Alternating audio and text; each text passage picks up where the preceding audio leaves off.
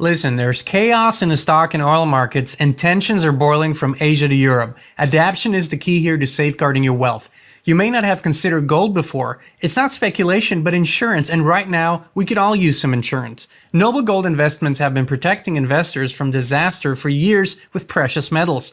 So if you're worried, it might be time to take a fresh look at gold and silver. Gold is a proven safe haven shield for your portfolio and a volatility balance against uncertainty. If it helps, Noble Gold Investments is offering a free 3-ounce silver American Virtue coin with its new IRAs this month. If you open your Noble Gold Investments IRA or 401k rollover, you can claim your coin today. Remember, crisis brews, portfolios waver, gold insulates. Secure yourself against the threats. Go to noblegoldinvestments.com now. noblegoldinvestments.com, the gold company I trust. Hey, Inspired Tribe, my fellow freedom lovers. It's John Nolan here. Thank you so much for tuning in to another Inspired live stream. It's great to see you. Please let us know where you're tuning in from in the live chat. Also in the comment section, we love reading from you, love knowing where you're tuning in from, and your thoughts, of course.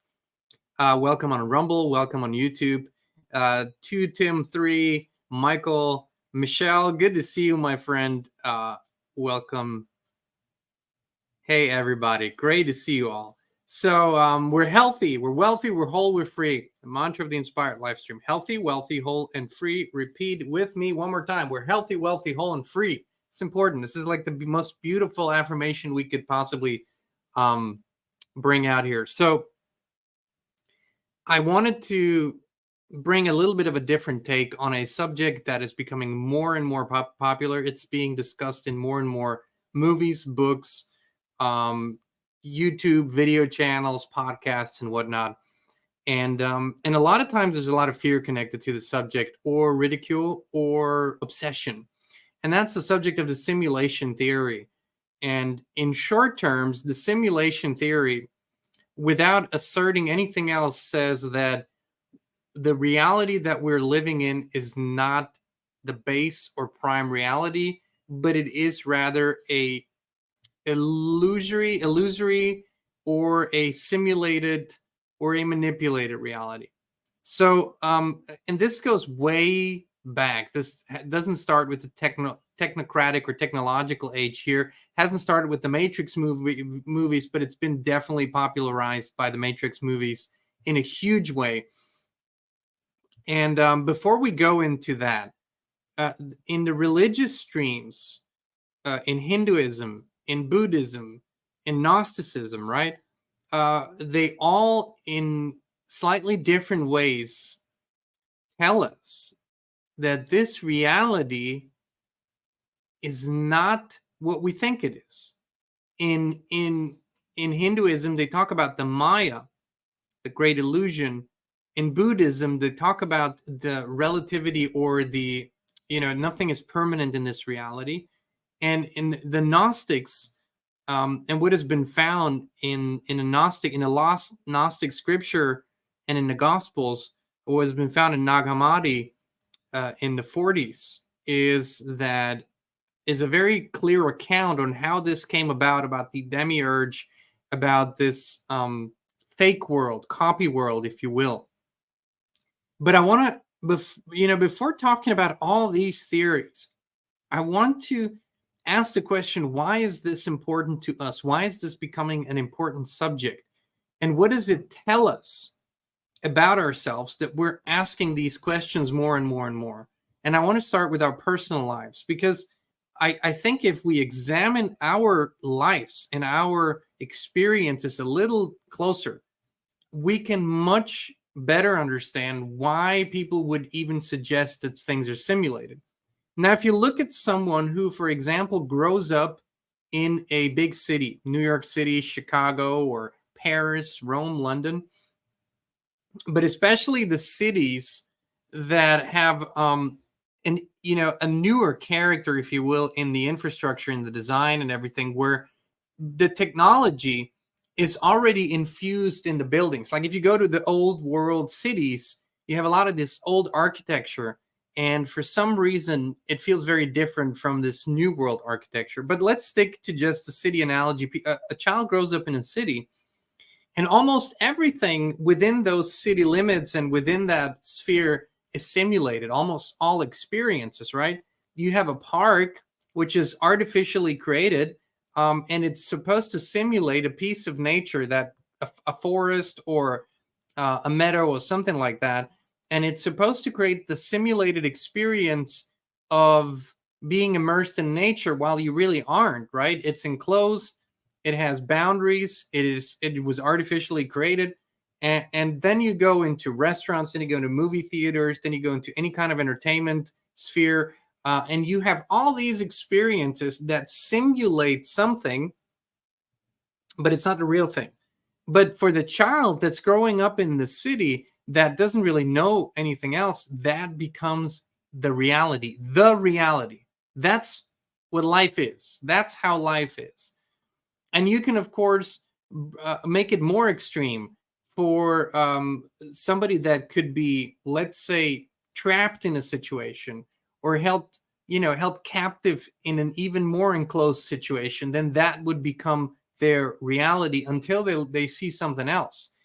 But there's an interesting aspect of this, that the child in the city or the hostage that's held captive from birth, all of us, no matter what stage of this simulated reality we're in, all of us have a yearning to discover deeper meaning for life itself and about who we are and what this is. So that's almost in every human being at some point, this yearning for meaning comes up. And the second thing is the questioning of the norms, the standards, the rules, and whatnot around us. So why is this happening? I do not think that in the prime or base reality, as it was intended by the creator, that we have this deep yearning to question everything around us. Because if you're immersed in something that is inherently real, I think our human spirit can recognize that. I think the sheer questioning of everything and this obsession that now a lot of people have with questioning everything is a sign that this is in whatever way, shape, or form an artificially created reality. Now, my own vision has always been on this, that both things exist at the same time. There is a prime or base reality that was as it was created by the creator intended. And then there is, this is my simplistic language. Don't, you can, of course, you can point it out and say I'm stupid for saying it like that. But I feel like there is an electromagnetic grid that manipulates our perception and doesn't allow us to perceive the full spectrum of base reality. So you could say this is the simulation. You could say this is the computer program. And I don't know how to put it in other words, but this is what I feel. I feel there is a grid, and for as long as there's a grid there, there's only two ways for this to end.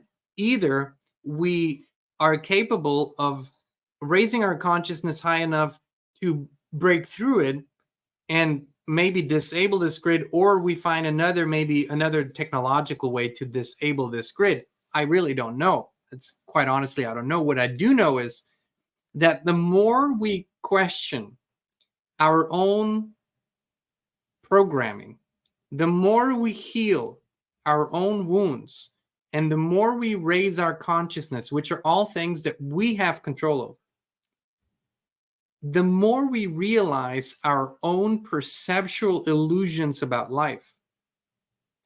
All of this construct, and think of how a life unfolds in most places in the world today. Most places, you are born in an artificial place. It's a hospital. Everything in that hospital is machinery and metal and fluorescent light and all of this. It's an artificial environment in and of itself. And then you're born, and one of the first things that people do after their children are born is they start filling out forms and they start creating identities for their children. They get the names and they get the numbers, and they're plugged into the system. That's the adapter into a system. the system in and of itself is a pure human, maybe not human, but it's an invention. It's something that people came up with. They created all of the pillars of the system in their minds first, and they said, okay, so we need this number. This number plugs you into the system, and that then means you get a social security number and you get a tax number, and then you are identified with the system. Then you are subject to the system. Then you have to play by its rules, and then you have to fill out the forms, and then you have to pay the taxes, and you have to do all of this stuff. And all of this in and of itself is a simulation. It is a simulation because it's not inherently real. You don't need this to exist. You don't need this to eat. You don't need this to breathe. None of this, the system here, is needed. So perhaps if we can look at this from this angle, we can better understand that either it's our nature of how we discover things, or there is another species involved that creates this. But we are constantly simulating something, trying something new, and if we believe it works, then we're creating a whole thought system and belief system around it. And this is what a system really is. The system today, the government system, the medical system, the science system, the religious system, they're all just belief systems. They are, some of them have some basis in some inherent truth. Some of it have some basis in maybe a deep spiritual understanding. But most of what's built on top of it is simply a belief system. And when we start questioning it, we begin understanding that it's just a belief system. It's not an inherent reality. People can live for generations, generation after generation after generation can live within a belief system, and they all perceive it to be 100% real. Probably if you go back to 19th century, 18th century Central Europe, you go back to any of those places that were, let's say, under the Catholic Church, under the rule of the church, then you will probably find people that believed 100% that this was reality and there was nothing else but this. Whether they liked it or not is a different question, but this was the reality, and there's nothing you could do about it. As a matter of fact, even in my childhood, I remember a lot of people saying, older people saying, this is reality, this is how it is, when they were referring to things I needed to do. My homework, my chores, learn a specific, math, or understand how the financial system works, how money works. And they would say, this is reality, this is how it works. This is how we've always done it. So this is how they defined, and they were programmed to define reality.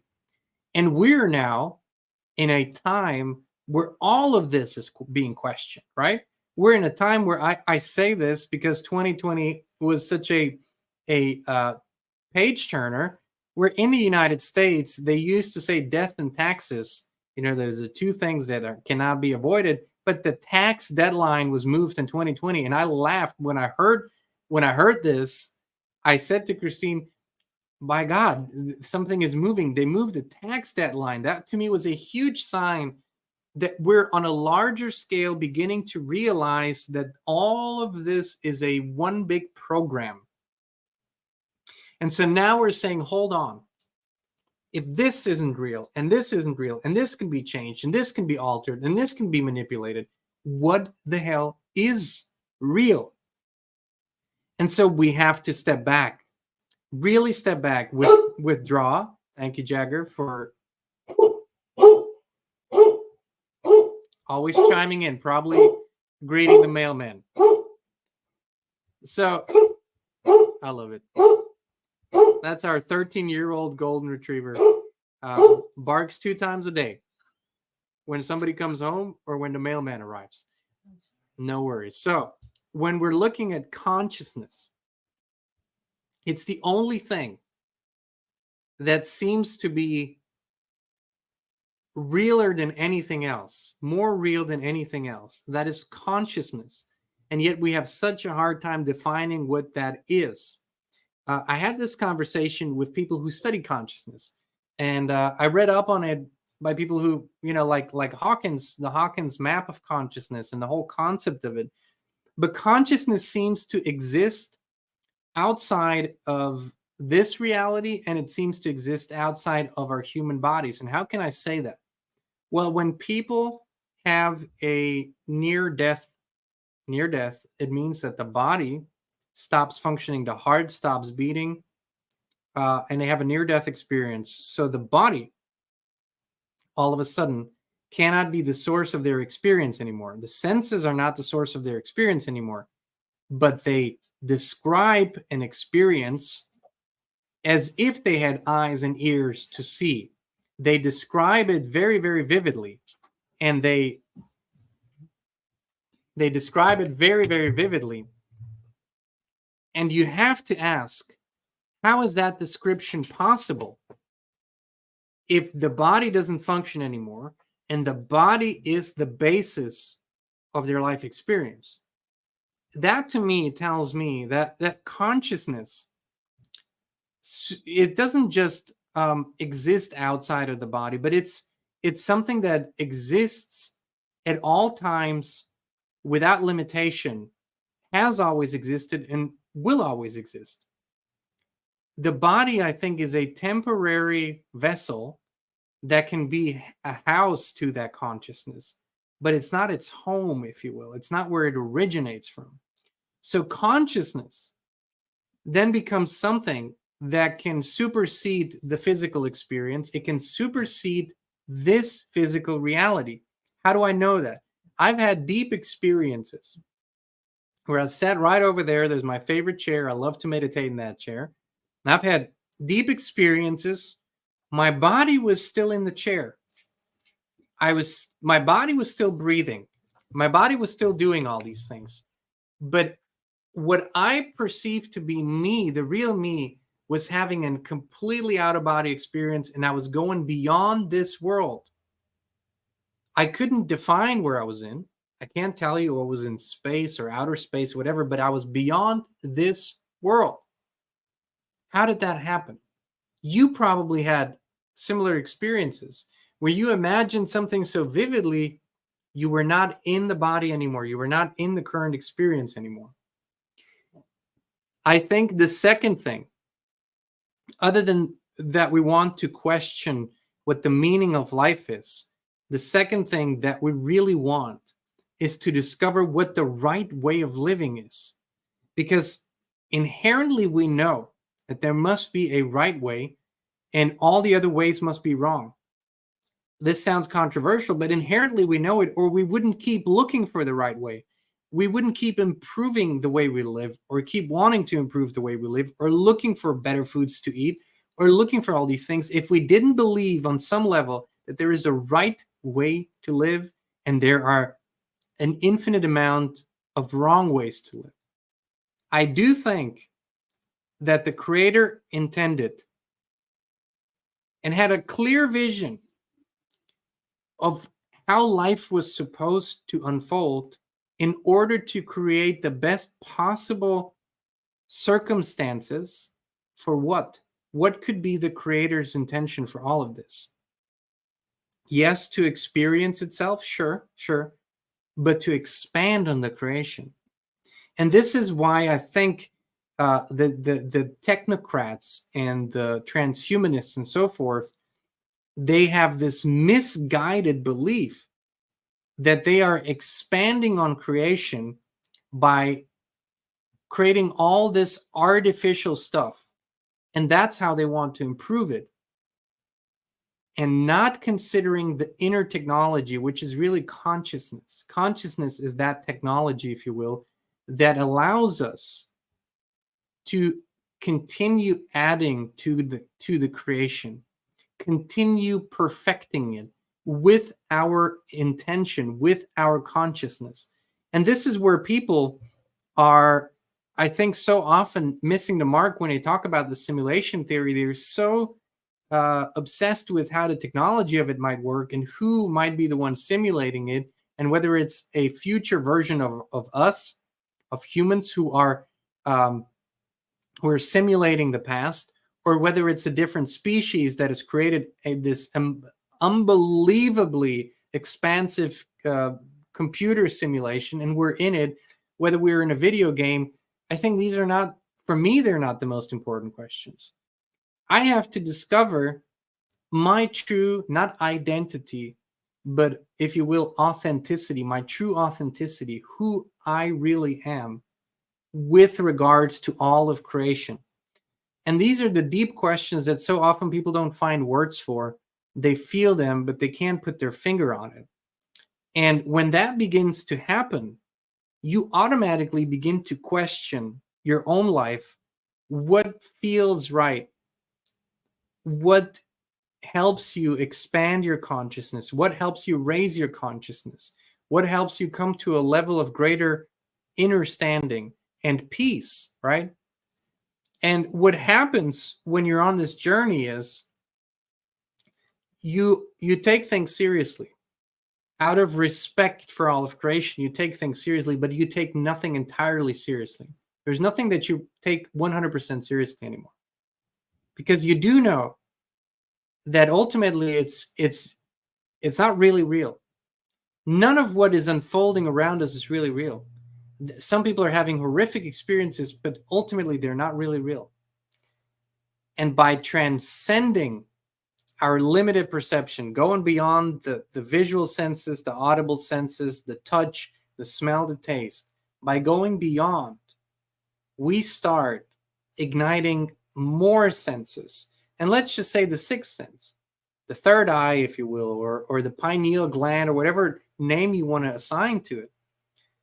But it's something, it's like an antenna that is tuning in to what we might call base or prime reality. And here now you have the battle. The battle is 5 senses, the physical senses, are telling you one story. But your sixth sense, your third eye, your pineal gland, whatever, is telling you a completely different story. All of a sudden, that sixth sense is telling you, you might think this is matter, you might think this is solid, you might think this is whatever, but consciousness just moved right through it. My consciousness just moved right through the walls and through any limiting structures and expanded beyond space and time. If my consciousness can do this, how real is solid matter? How real is any limitation? It isn't. But there's nothing else but consciousness that can do that.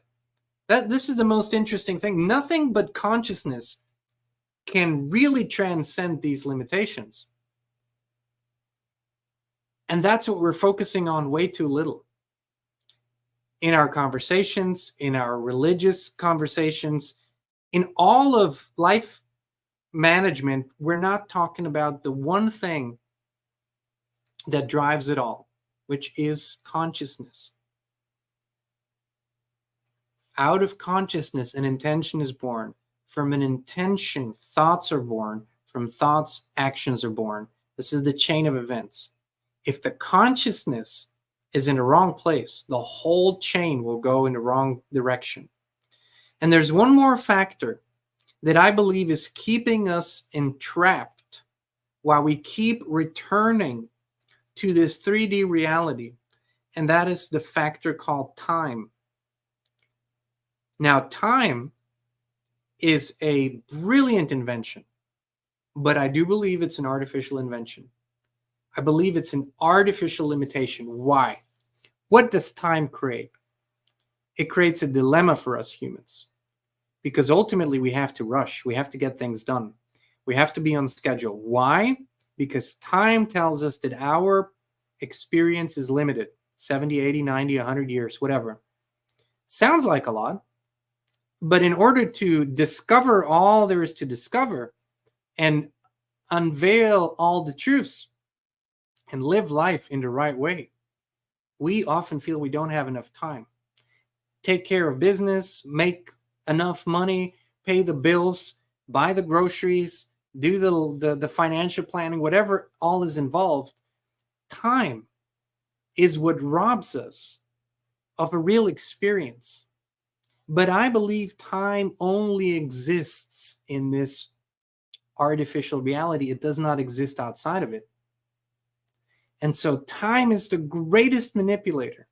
Now, if you have time as an artificial invention, by having linear time as an artificial invention, A, and B, you have the ability as the inventor of time to travel back and forth in this linear timeline. You can manipulate human perception at will. And that's what they have been doing. I do believe the greatest weapon to manipulate our human perception has been time travel within an artificial time construct.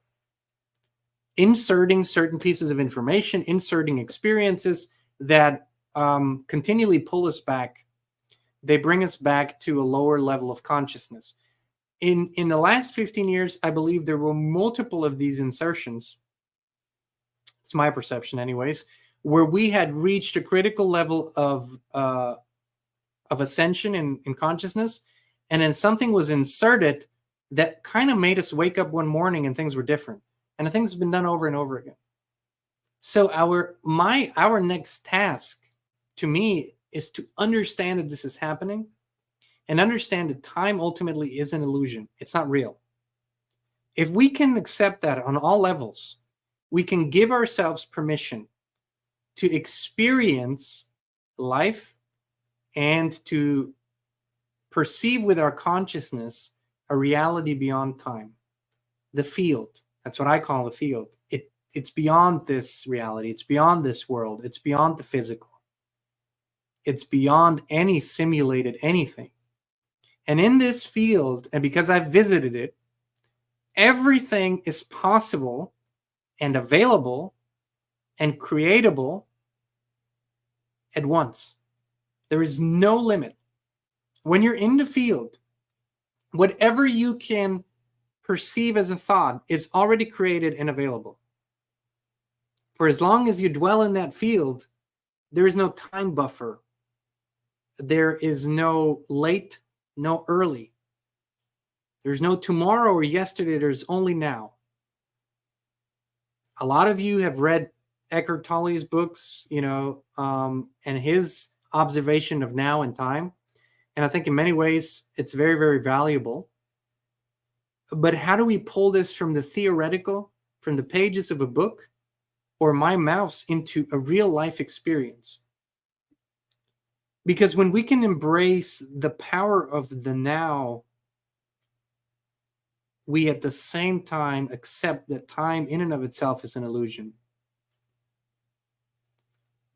Now, knowing this on a mental level and embodying this are two completely different things. The solution to our dilemma, I believe, is accepting our infinity, our divinity, and our timelessness. This is the trap. The trap is to keep us in these perceptual limitations because they constantly create necessities, that they distract us from what is really important.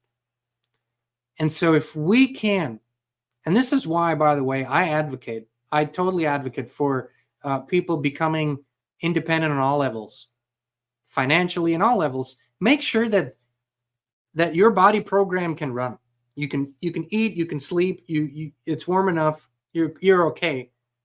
And that you don't have to invest constantly so much energy into that.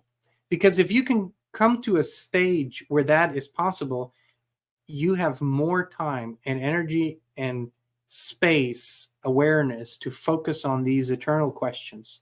And not just that, you have more time to raise your consciousness. Because above a certain level, all of this will become clear to you. Even though you might not have the words for it, it will become clear to you. The enemy, from being this huge, will become about this tiny. And you will laugh that you ever feared that enemy. Because what that enemy has done, because its consciousness is this tiny, it has manipulated us into lowering our consciousness to this tiny too. That's the only way it could have happened. Because once again, we are divinely created spirits. So here we are. What do we do? Because for me, all of that is meaningless if we don't implement it into our lives, if we don't begin living it, if we don't begin living life this way, by first acknowledging we are divinely created, we have a divine spark within us, and there is a fallen angel, an entity, some misguided force that was able to manipulate all of these human spirits to believe in their false reality. And this is all that it is. It is a belief system. It's a belief system. And if you can believe that, you can believe something else if you choose to. These are the questions more important to me than understanding the ones and the zeros of the simulation, or whether it's electromagnetic or whether it's of some other nature that we don't even understand. Ultimately, nothing seems to be able to compete with the human spirit and consciousness. This is the main message. If that weren't true, they wouldn't fight it so hard. If that weren't true, they wouldn't fight it so hard. And all of what is happening is aimed at suppressing human consciousness. Because they know if you disable the body where our consciousness is temporarily housed, you, for that time period, have a very, very hard time, next to impossible, to raise your consciousness. If your body's in really bad shape, unless you had deep spiritual knowledge before it got into bad shape, you can't develop it while it is in bad shape. It's almost impossible, almost. So that's what they know. So they poison the food, the water, the air, and everything in order to do just that, suppress your creative consciousness. That's all. That's the whole game. That's the simulation. That's all the crap that's going on. So what I encourage you to do, what I hope we can inspire you to do, is to optimize whatever you can so you have the chance to explore greater states of awareness, higher states of consciousness, and hence infuse your existence, your life, with great meaning. And all of these things will become clear on a personal level, in your intimate experience. And the number one thing, connect to the prime creator, not the God of this reality here. The God of this reality, that's the enemy. And we once and for all remove the enemy when we rise above it. We rise above the enemy, it's over. Game over. When you outsmart, when you vibrate, when you outlove the enemy, it is game over. So this is my expanding perspective on it, because it keeps expanding. But this is how I view it. And this is why Christine and I have, and in our family now, is basically dedicated our lives to helping and assisting our beautiful family here in our tribe in doing just that, expanding the awareness, raising the consciousness, and living life this way. Because we know this is contagious, this is exponential, and this is what creates the monumental shifts. All right, my friends. Thank you so much for tuning in. Thank you for being here again with us. We love you. We appreciate you. We look forward to hearing your thoughts. I'm going to go now read through all the live chats here and later the comments, and we'll be back with you again very, very soon.